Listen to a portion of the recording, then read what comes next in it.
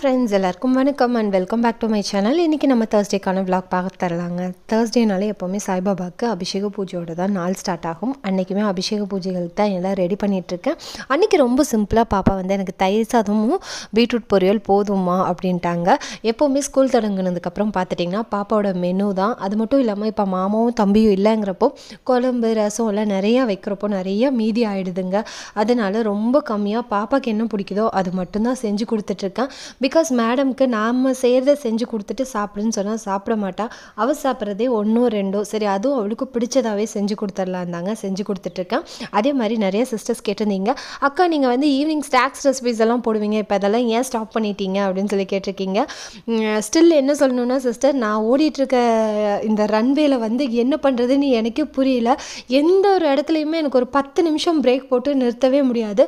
Because அந்த மாதிரி என்ன நானே தான் கமிட் பண்ணிக்கிட்டேன். நான் வேறு யாரையுமே சொல்ல முடியாது.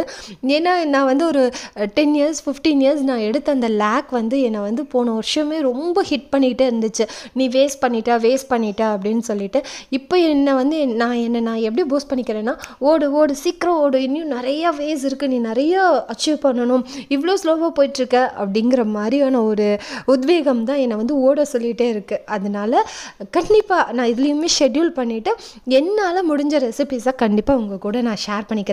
சில சிஸ்டர்ஸ் சொல்லியிருந்தீங்க, அக்கா நீங்கள் பண்ணுறதெல்லாம் பார்க்குறப்போ பரபரப்பாக பண்ணுற மாதிரியே இருக்குது, இதை பார்த்தா எங்களுக்கு ஒரு மாதிரி பூஸ்டப் ஆகி நானுமே வேலை செய்ய ஆரம்பிச்சிட்டேங்க்கா அப்படின்னு சொல்கிறீங்க. அதெல்லாம் கேட்குறப்போ செம்ம ஹாப்பியாக இருந்துச்சு.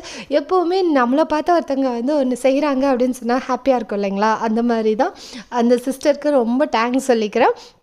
தென் கண்டிப்பாக நீங்கள் கொடுத்த சப்போர்ட் ரொம்ப பெரிய சப்போர்ட்டு. சோப்புன்னு நான் போட்ட உடனே நான் யோசித்தேன், நமக்கு இத்தனோண்டு வியூஸ் தானே போயிட்டுருக்கு, இதில் வந்து ஆர்டர்ஸ் வருமா என்ன அப்படிங்கிறதெல்லாம் யோசிச்சதாங்க. சும்மா தான் நான் வந்துட்டு ஓகே நம்மளும் இந்த பிஸ்னஸ் வந்து இங்கே பண்ணுறோம், யூடியூப்லேயுமே நம்ம சொல்லலான்னு சொல்லி தான் சொன்னேன். பட் நினச்சி கூட பார்க்கல, எனக்கு யூடியூப்லேருந்து 15 ஆர்டர்ஸ் வந்திருக்குங்க. I am so happy. அதே மாதிரி அதை என்ன பண்ணணும், மொபைல் நம்பர் அதில் கரெக்டாக தெரியல அப்படியெல்லாம் சொல்லியிருந்தீங்க. நான் கண்டிப்பாக தனியாக சோப்புக்குன்னே ஒரு வீடியோ போட்டு உங்களோட சப்போர்ட், லவ் அண்ட் சப்போர்ட்டுக்கு ரொம்ப ரொம்ப தேங்க்ஸ். டக்குன்னு இன்ஸ்டாவில் வந்து கேப்சர் பண்ணி கேட்ட சிஸ்டர்ஸ்க்குமே ரொம்ப தேங்க்ஸு. அதில் இருக்க நம்பர் என்னோட பர்சனல் நம்பர் கிடையாதுங்க, அதில் வந்து வாட்ஸ்அப் மட்டும் பண்ணுங்கள். பிகாஸ் கால்ஸ் பண்ணால் அட்டன் பண்ண மாட்டாங்க. என்னோட கொலீக் இன்னொரு மேம் தான் இந்த ஆர்டர்ஸோட லிஸ்ட் எல்லாம் பார்க்குறாங்க. ஸோ ப்ளீஸ் கொஞ்சம் டைம் கொடுங்க. ஆன் மண்டே ஆன்வர்ட்ஸ் நாங்கள் வந்து அது ஃபுல் ப்ளெஜ்டாக வந்து காமிக்கிறோம், எப்படி பேக் பண்ணுறோம், எங்கெல்லாம் வந்து கொரியர்ஸ் போகுது அப்படிங்கிறதையும் நான் உங்கள் கூட வ்ளாக்ஸில் வந்து ஷேர் பண்ண ஸ்டார்ட் பண்ணிக்கிறேன். ரிவ்யூஸுமே கண்டிப்பாக நான் ஷேர் பண்ணிக்கிறேங்க. சோப்பை பற்றின ஃபுல் டீட்டெயில்டு வீடியோவும் நான் தனியாக போடுறேன். அதே மாதிரி ஒரு சில சிஸ்டர் சொல்லியிருந்தீங்க, லைஃப்பில் வந்து இருக்கக்கூடிய பிரச்சனையிலேருந்தே என்னால் மீண்டு வர முடியலக்கா, அப்புறம் எப்படி நான் வந்து மற்றதுலலாம் கான்சென்ட்ரேட் பண்ணுவேன்னு சொல்லியிருந்தீங்க. ஒரே ஒரு விஷயந்தான் சிஸ்டர் உங்கள் கூட ஷேர் பண்ணிக்கணும்னு நினச்சேன். வாழ்க்கையில் பிரச்சனை இல்லாத மனிதர்கள் யாருமே கிடையாது. ஒரு சிலவங்களுக்கு சின்ன சின்ன விஷயங்கள் கூட ரொம்ப ஹர்ட் ஆகும். அதை போட்டு நிறைய யோசிச்சுக்கிட்டே இருப்பீங்க. அவங்க ஏன் நம்மளை இப்படி சொன்னாங்க, ஏன் நமக்கு மட்டும் நம்ம லைஃப் இப்படி இருக்குது, எதுக்குடா பிறந்தோம், ஏன்டா வாழ்கிறோம் அப்படிங்கிற எண்ணங்கள் எல்லாம் எல்லாத்துக்குமே லைஃப்பில் ஒரு டைமில் வந்துட்டு போயிருக்கும். பட் அதெல்லாம் தாண்டி நம்ம வாழ்வோம் அப்படிங்கிற அந்த ஒரு ஸ்டெப் எடுத்து நிற்போம் தெரியுங்களா? ஸ்டபர்னா யார் வேணால் என்ன வேணால் சொல்லிட்டு போங்க, நான் இப்படி தான் வாழ்வேன் அப்படின்னு நிற்போம் இல்லைங்களா?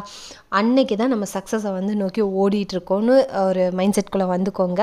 அதே மாதிரி தயவு செஞ்சு வந்துட்டு யார் என்ன சொன்னாலும் அதையெல்லாம் உங்கள் மனசுக்குள்ளே எடுத்துகிட்டு நீங்கள் வந்து ஃபீல் பண்ணாதீங்க. அன்டில் நீங்கள் வந்து உங்களோட மனசாட்சிக்கும் கடவுளுக்கும் நேர்மையாக இருக்கிற வரைக்கும் யாரை பார்த்தும் பயந்துக்க வேண்டாம்.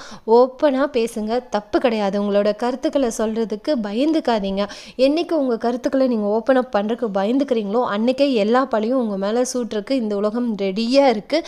ஏன்னா இதில் நம்ம யாரையுமே தப்பு சொல்ல முடியாது. நம்ம அந்த மாதிரியான ஒரு சூழ்நிலையில் தான் வாழ்ந்துட்டுருக்கோம். நானுமே அப்படி தாங்க சில டைம்ஸ் வந்து யோசிப்பேன், இவங்களை ஹர்ட் பண்ண வேண்டாம், இவங்களை பேச வேணாம், சரி நம்மளை தானே தப்பு சொல்கிறாங்க, சொல்லிட்டு போகட்டும், லெட் இட் பி அப்படின்னு சொல்லி நான் சில டைம்ஸில் இருந்தது. அது ரொம்ப பெரிய தப்புன்னு பின்னாடி நிறைய ரிக்ரெட் பண்ணியிருக்கேன். அதனால தான் சொல்கிறேன், இப்போ கேட்ட சிஸ்டர்ஸ்க்கு நான் என்ன சொல்கிறேன்னா, உங்களோட கருத்துக்களை ஆணித்தரமாக வெளியே வந்து பதிய வைங்க. யார் என்ன சொன்னாலும் சரி, யார் என்ன பேசினாலும் சரி, காதில் போட்டு போட்டுக்காதீங்க. பிகாஸ் நீங்கள் அந்த மாதிரி ஒரு உலகத்தில் தாங்க இருக்கீங்க. பணத்துக்கு பின்னாடி தான் எல்லாருமே ஓடிட்டுருக்கோம். அந்த பணத்தை நேர்மையான வழியில் சம்பாதிக்கிறோமாங்கிறது ரொம்ப பெரிய கொஸ்டினாக இருக்குது. பிகாஸ் ஒருத்தரை ஏறி மிதித்து தான் சம்பாதிக்கணும், ஒருத்தரோட உழைப்பை திருடி தான் சம்பாதிக்கணும் அப்படிங்கிற மனிதர்கள் தான் அதிகமாக இருக்காங்க. யாருமே நேர்மையாக இருக்க மாட்டாங்க. இந்த மாதிரிப்பட்ட மக்கள் கடையில் நேர்மையான மனிதர்களுமே நிறைய பேர் இருக்காங்க. பிகாஸ் நான் நிறைய பேர்த்த நான் ஃபேஸ் பண்ணதில் ஒரு சிலர் மேலே இருந்த பயத்தினால மற்ற பக்கம் எல்லாம் போகிறப்போ நான் இவங்களும் அப்படி இருந்துருவாங்களோ அப்படிங்கிற எண்ணத்துலேயே நான் பயந்து இருந்தேன். பட் ஒன்ஸ் நான் வந்து எனக்கு வந்து ப்ரூவ் ஆகுச்சு, நீ நினைக்கிற மாதிரி கிடையாது. யார் ஒருத்தர் ஒருத்தங்களோட உழைப்பையோ ஒரு விஷயத்தை திருடுறாங்களோ அவங்களால வாழவே முடியாது. அவங்க வாழ்கிற மாதிரி தெரிஞ்சாலும் சீக்கிரமாக அழிஞ்சிக்கிட்டு இருக்காங்கங்கிறத அர்த்தம் அப்படின்னு. ஸோ நீங்கள் வந்து கடவுள் மேலே முழு நம்பிக்கை வைங்க. உங்கள் லைஃப்பை வந்து நேர்மையாக சென்ட் பண்ணுங்கள். கண்டிப்பாக சக்ஸஸ் அடையலாம். இது எல்லாம் மனசுலேருந்து தூக்கி போட்டுட்டு வாழ்க்கையில் முன்னேறதுக்கு என்ன இருக்குது அப்படின்னு சொல்லி பாருங்கள். அதே மாதிரி படிப்பு மட்டும்தான் வந்து ஃப்யூச்சர் கிடையாதுங்க. உங்ககிட்ட இருக்கக்கூடிய சின்ன சின்ன டேலண்ட்ஸ் கூட உங்களுக்கு ஃப்யூச்சரில் வந்து உங்களோட சக்ஸஸ்க்கான ஒரு விஷயமா இருக்கலாம். சமையலில் நல்லா பண்ணுவீங்கன்னா அதில் கூட ஜெயிக்கிறதுக்கு நிறையா வழிகள் இருக்குது. அந்த வழிகளை தேடி ஓடுங்க சிஸ்டர், அவ்வளோதான் நான் சொல்ல முடியும். அதுக்கப்புறம் பார்த்துட்டிங்கன்னா இந்த சோப்பை பற்றி டவுட் கேட்ட சிஸ்டர்ஸ்க்காக தான் இது. ஒரு சிஸ்டர் கேட்டிருந்தீங்க, அக்கா ஹோம்மேட் சோப்ஸ்னால் வாங்கினா சீக்கிரமாக கரைஞ்சி போயிடுது, கொஞ்சம் கூட நுர வராது, அப்படி தான் இருக்குமா சோப்பு அப்படின்னு சொல்லி கேட்டிருந்தீங்க. கண்டிப்பாக இல்லை. நான் புது சோப் காமிச்சேன் பார்த்தீங்களா, அந்த மாதிரி தான் சோப் இருக்கும். இப்போ நான் இதை வந்து ஓப்பன் பண்ணி கிட்டத்தட்ட 15 days கிட்ட ஆயிடுச்சு. சோப் எப்படி இருக்குன்னு பார்த்தீங்க இல்லையா, நம்ம நார்மலாக யூஸ் பண்ணுற சோப் மாதிரி தாங்க இருக்கும். ஃபோமுமே நல்லா வரும். இதுவும் நல்ல தண்ணியில் நீங்கள் யூஸ் பண்ணிங்கன்னா இன்னுமே சூப்பராக ஃபோம் வரும். எங்களது வந்து போர்வெல் வாட்டருங்கிறதுனால இந்த அளவுக்கு ஃபோம் வருது. நல்ல தண்ணி ஆயிருந்தா இன்னும் சூப்பராகவே ஃபோம் வருங்க. அதே மாதிரி ஒரு வாரத்தில் சோப் தீர்ந்து போயிடுமா சிஸ்டர் அப்படின்னு சொல்லி கேட்டிருக்கீங்க.